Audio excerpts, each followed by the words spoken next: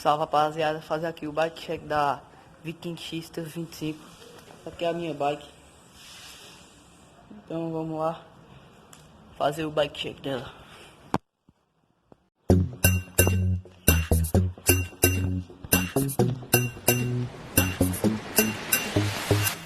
É assim que é, de rolé, sabadão, na garupa, rabetão, vilão, chama atenção pelos trajes, chave, perito, grau de uma mão, malandragem, destaque, picadilha de ladrão, vem se bater, zigue-zague, com motor cheio a milhão, e a liberdade do mundo domina a situação, do nada rouba minha brisa, é blitz, calma, mozão, calma, calma, mozão.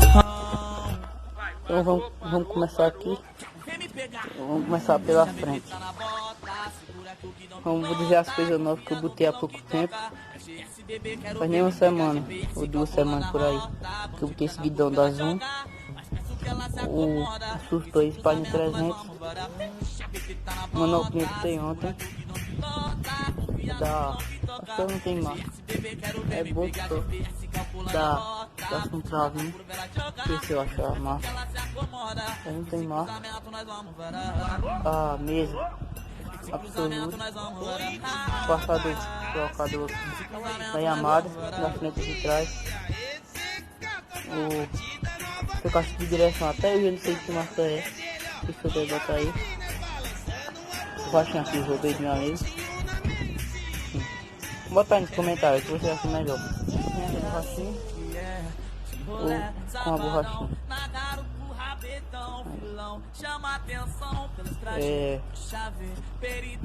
Eu tenho 3 avançozinhos. O pneu Kenda, não sei o nome desse pneu, mas eu sei que é Kenda. Disco 180mm. Freio a disco a cabo. Cubo Absolute, raio inox, a janta V-Max, o quadro Viking X 25 2018, canote Zoom, cilindro aqui, pedal plataforma, pé de vela não sei a marca, pneu de trás independente, cheio Max, raio inox, freio disco a cabo, disco 180mm. Vamos precisar aqui. Coroa tradicional, 3 velocidades, catraca 7, GTS, corrente GTS, parece, eu acho que é. Câmbio Yamaha, abraçadeira aqui Absolute. Vamos ver o que tem mais. Acho que não tem mais nada não pra dizer. Se eu esqueci alguma coisa, botar aí nos comentários. Então, o vídeo é isso aí. Meio rasgadinho aqui. Deixe seu like, se inscreve no canal. O vídeo é esse. Esse canal vai ter vídeo de moto e de bike.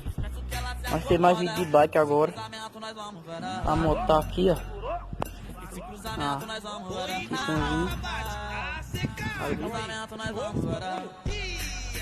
Então o vídeo é esse.